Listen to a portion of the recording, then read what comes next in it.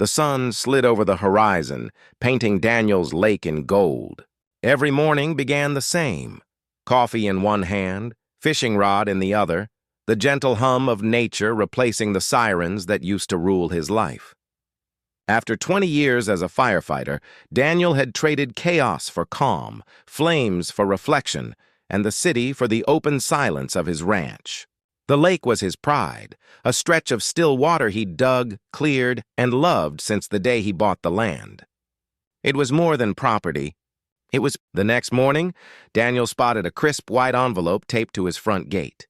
The paper looked too official to be friendly.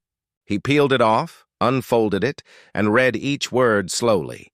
Cease unauthorized use of community property immediately. Failure to comply will result in law enforcement involvement. His brow furrowed. Community property? He looked up toward the lake glinting in the distance.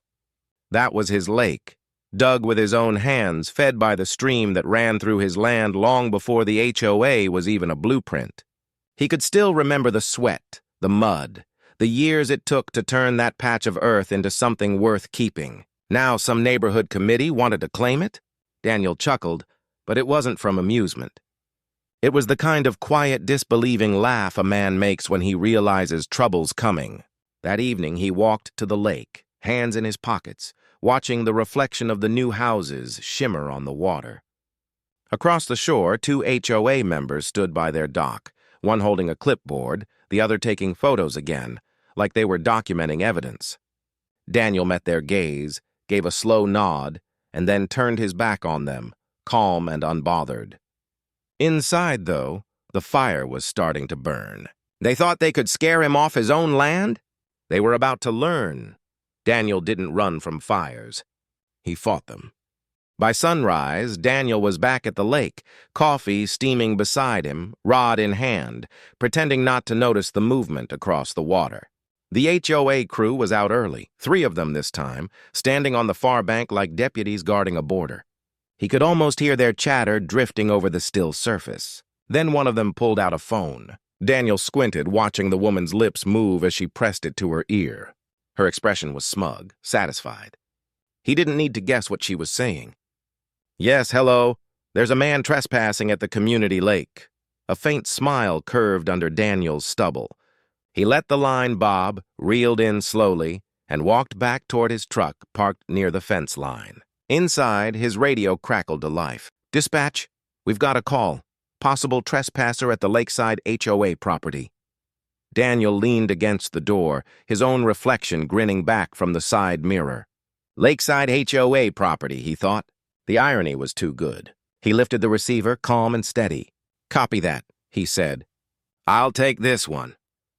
Across the water, the HOA members were still talking, oblivious to who they'd just called. Daniel watched them for a moment, then set his coffee down. The call they thought would get him removed was about to come straight to his office, and the lesson he decided was going to be polite, professional, and unforgettable. 15 minutes later, Daniel's county-issued truck rolled down the dirt road toward the lake, tires crunching gravel in a slow, deliberate rhythm. Across the water, the HOA crew straightened up like they'd just summoned reinforcements. The woman with the phone, Linda, their self-appointed president, crossed her arms and pointed toward him as if she'd already won. There he is, she barked. That's the trespasser. Daniel parked, stepped out, and shut the door with calm precision. Morning, he said evenly. You folks the ones who called in a complaint? Linda nodded with pride. Yes, we did. This is private HOA property and you're on it. Daniel tilted his head slightly, the corners of his mouth hinting at a smile. That so? She nodded again, arms tightening. We've documented it. The sheriff's on the way. Daniel pulled something from his pocket, a worn leather badge wallet. He flipped it open slowly. Ma'am, he said, his voice steady as stone. I am the sheriff. The silence that followed was perfect. The color drained from Linda's face. Her clipboard slipped slightly in her grip. Wait, she stammered. You work for the county? Daniel corrected her gently. No, ma'am.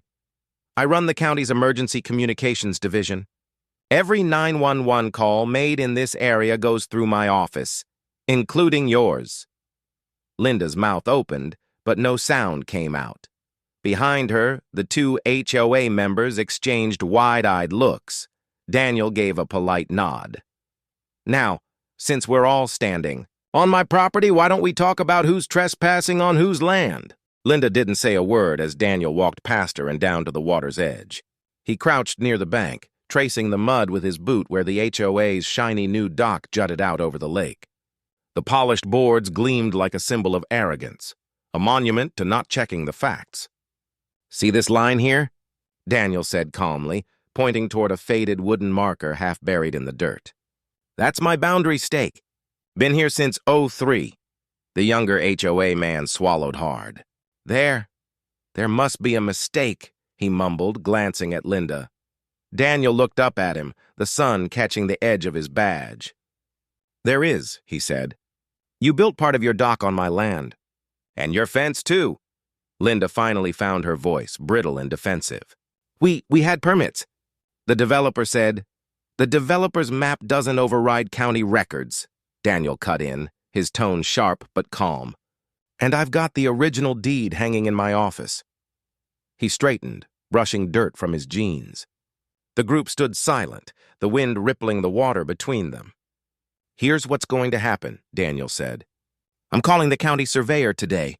We'll verify the lines. If I'm right, and I usually am, you'll get a formal notice of encroachment." He tipped his hat, eyes steady on Linda. "Next time you want to accuse someone of trespassing, make sure you're not the one standing on his property." As he walked back to his truck, the HOA crew stayed frozen, their confidence cracking like thin ice. Daniel didn't need to look back to know he'd just lit a fire under their entire board. And this time, it wasn't one he planned to put out. By the end of the week, Daniel had every document lined up: survey maps, county records, even photos of the boundary stakes he'd hammered in years ago. When he pulled his truck into the HOA's cul-de-sac that Saturday, the sound of gravel under his tires turned every head on the street. He stepped out with a manila folder under one arm and calm written all over his face. Linda met him halfway, nerves showing beneath a smile that tried too hard. "Mr. Hale," she started, "perhaps we can resolve this quietly."